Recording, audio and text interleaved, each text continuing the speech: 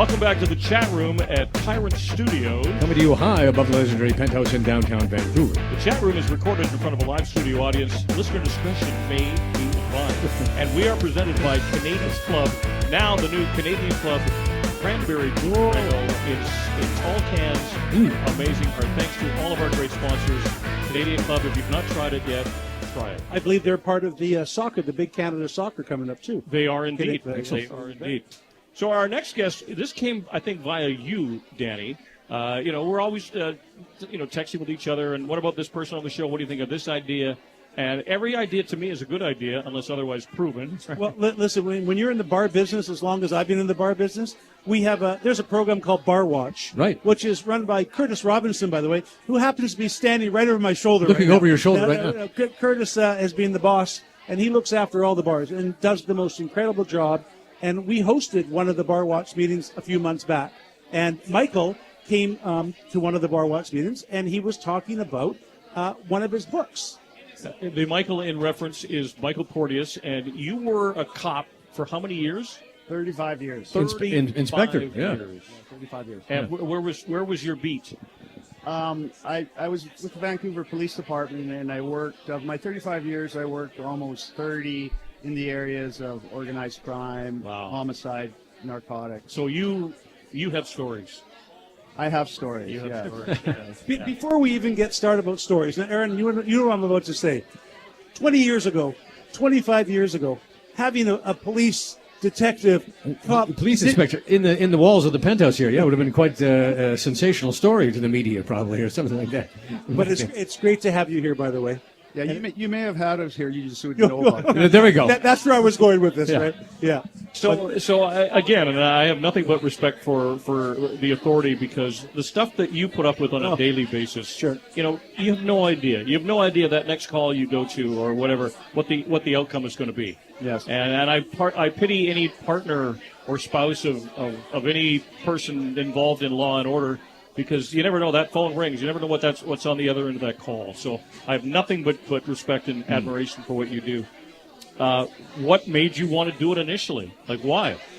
Originally, my uncle was a longtime Vancouver police officer, and he actually, as it just turned out, he did 31 years, and he did 27 years in what they used to call homicide and robbery back then. And I actually managed to do a few more years than him, but he was quite of a storied figure back in the 30s, 40s, 50s in the Vancouver Police Department, and so he was probably my biggest influence. When Chap, you wrote a book called Last Gang in Town. Yes. And did you get a chance to talk to Mike? Mike? I met Mike a few years after that, around the time I was working on Vancouver Vice, my previous book. But Mike's one of those great people to talk to, sometimes steer you in the right direction, to speak to somebody else who was more senior than him, that was directly involved in some of the things I was writing about in the 1970s, right. And things like that. So it's, police have a sort of an invaluable bird's eye view of the city, like no other job in the city as it is. So it's interesting, Mike, what I wanted to ask you about was with your new book, The Law of Parsimony. It's a novel. It's not a true story necessarily, but obviously there's lots of elements of the city and stuff that you saw along the way that feed into the book. Yeah. Is that right? Yeah. Yeah, it's basically about a young constable that starts out as a foot patrol or a beat officer in the downtown east side, and he graduates into working as a homicide detective, kind of in the middle of a gang conflict that sort of shaped the face of the city. It really drills down into the nitty-gritty street-level areas, the areas of the downtown east side, and how that gang conflict changed not only the face of Vancouver, but changed the detective himself. Yeah. And it sort of culminates in an ending that maybe everybody wasn't expecting. How did you, over the course of your career, how did you decompress? I worked in media for years, and at a TV station I worked at, the camera crews that would go to crime scenes. Oh, yeah. They would see and film the most macabre stuff imaginable. The stuff that was sanitized would make it to air, but they would have a reel of all this stuff that there's no chance this is ever making it to air. Yeah. and we'd look at this and go, "Oh my God!" And I would turn away in disgust. How do you deal with that stuff and go home to somebody and just and deal with life as Mike, the guy that lives here?